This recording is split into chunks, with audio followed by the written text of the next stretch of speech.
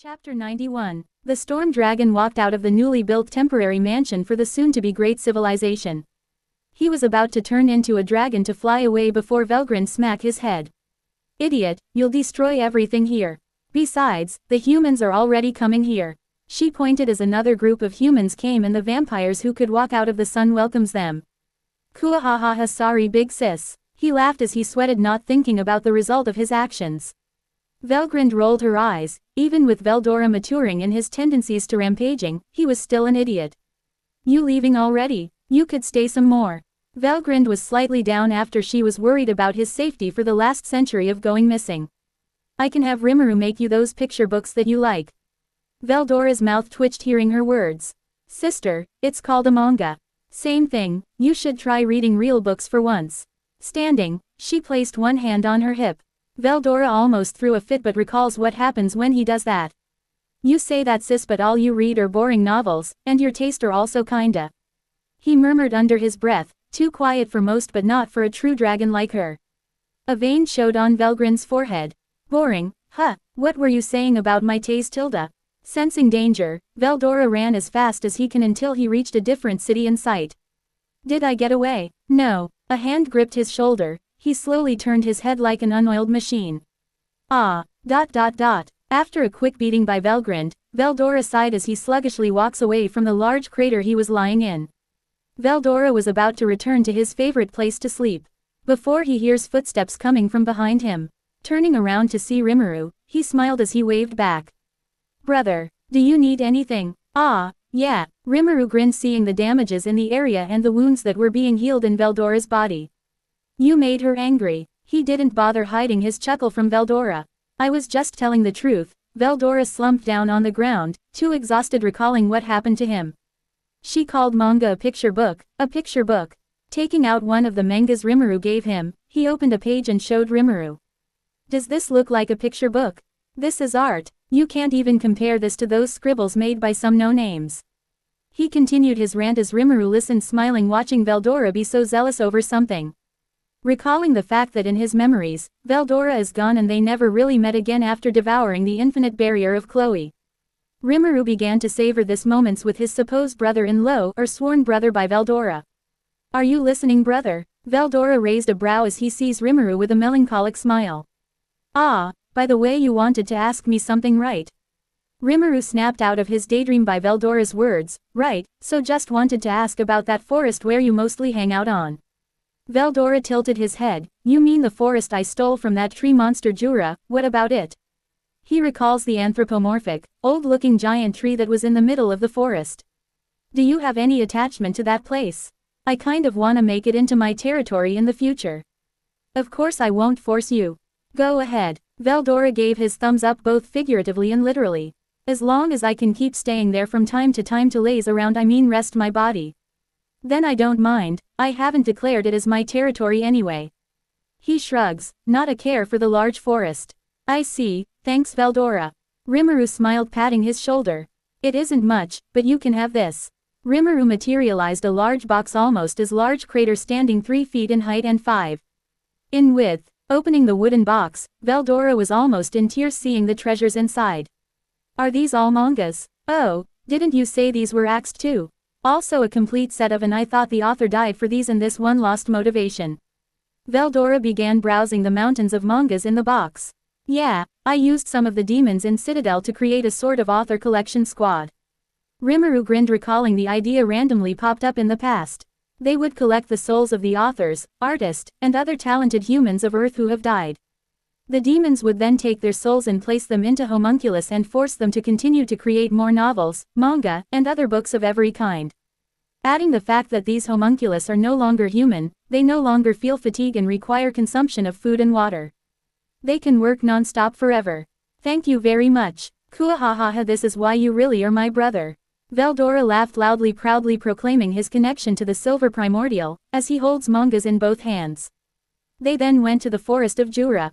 Veldora went and took to the mountain to begin reading while Rimuru strolled through the forest to scan the area. "The forest seems smaller than in my memories." Rimuru placed one hand to his chin as he observed the terrain. "Well, there is still 2,000 more years, I guess." As Rimuru stopped at a small lake, he sat down and watched the water. Goblins, lizard man, ogres, orcs, and direwolves don't exist just yet. Or maybe they do, and are just few and not in this forest. He mutters as he watched the soon-to-be lake showing signs of aquatic creatures swimming in it. As he enjoyed the view, he felt a large number of beings suddenly spreading around the world. What the hell are the angels doing here? Rimuru frowned seeing the white wings fill the sky and the sound of fighting began. A large tremor was felt all over the forest and forced all animals and monsters to flee the area.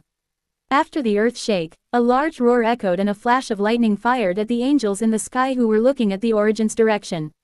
Gah, you dare bother me as it was finally getting to the climax. Veldora's dragon frame flew high in the sky and began using his storm magic frying the bodies of the angels with thunder and lightning. Their bodies either charred or exploded into chunks that fell to the ground. He should be able to take care here. Rimuru used transportation magic and returned to the soon-to-be Holy Empire. This could be a good opportunity actually. He muttered as he watched Chloe and Hinata take care of the angels while protecting humans who came for protection. Thinking of a plan, Rimuru went to where he could sense Luminos. Luminos, create a barrier and show yourself to them with Louise. Luminos, getting a grasp of Rimuru's plan, nodded and began erecting a large barrier that was specifically made to be seen by others. Looking around as Louise got to work with reassuring the populace of their safety with God Luminos with them. Goddess Luminos will keep you all safe from any danger to your lives. He proclaimed as he wore a white vestment. The humans who were watching Luminos as they listened to Louise's words with awe and devoutness began sprouting in their hearts as they watched the grace and majesty Luminos look as she placed a barrier that defended them from the angels. Not only that, but the heroes with Goddess Luminos' divine protection will be your sword to dispose of this villains that wishes to cause you harm and despair. By the way, I can't sense Velgrind. Where is she? Rimuru noticed the scorched dragon's absence, as he looked over everything. Using thought communication, he and Luminos continued their conversation. She went east. I think she knew what caused the angels to attack. It's probably Rudra's doing. Rimuru concluded as he is the known user of Michael who has this skill that allows summons of the angels. Chloe, Hinata, go scan the area. The humans in the surrounding cities and towns would surely rush here after your words to them before, make sure to protect them and welcome them here. Luminos, have some of your vampires that can walk on the sun wear white vestment and do the same thing. Following his words, Chloe and Hinata nodded and dashed at the direction where they started to spread luminism. Luminos had about 50 or so vampires who began to surround the areas where roads and trails may lead to them, welcoming and protecting the humans who arrived from that area by creating barriers and fighting the angels attacking from behind.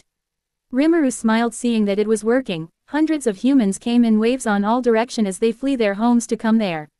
The vampires went to work making sure to make it look as divine and with grace as they can, making sure to portray themselves as mystical and being servants of the goddess Luminos in the eyes of the grateful humans. In fact, the humans who were inside the barrier who saw Luminos began to get in their knees and pray to her. Rimuru plans to tease her about it later when everything calms down.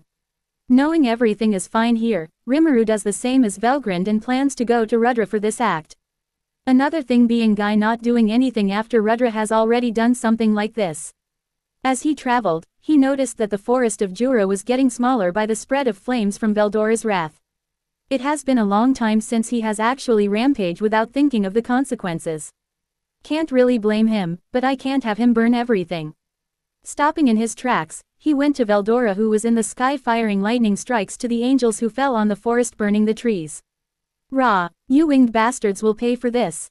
Veldora in his dragon form fired his breath killing tens of angels clustered together in one area. Turning his head, he began to spread his breath to the surrounding area as he was being encircled by the angels. Let's see you defeat me, you bastards. He shouted as he fired another storm magic attack. Rimuru sighed, slapping the back of Veldora's neck who didn't sense his presence. Wah, brother, why would you do that? Turning his head, he saw Rimuru crossed arm with an angry expression. Rimuru pointed down, following his finger's direction. Veldora witnessed the effect of his rampage.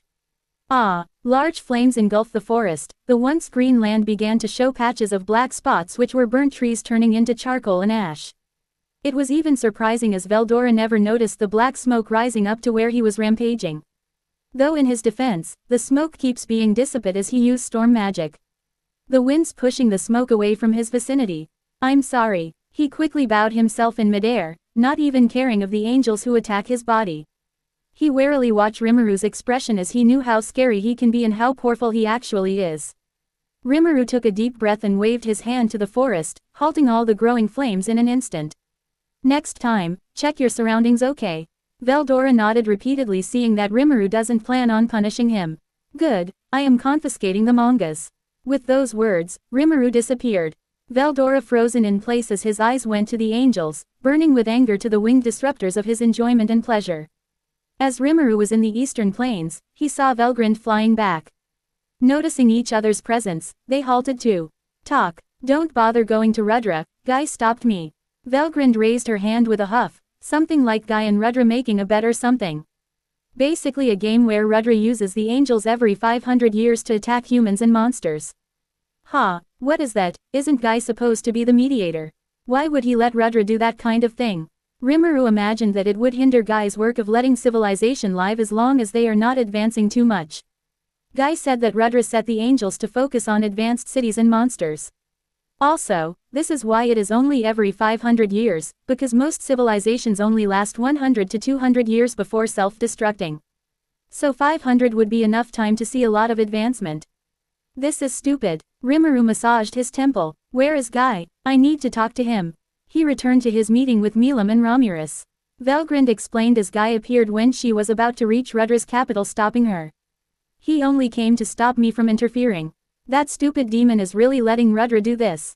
Rimuru watched as the angels continued their raids. Seeing a city burn as its people die, the survivors running or hiding as the angels continued their assault. To be continued.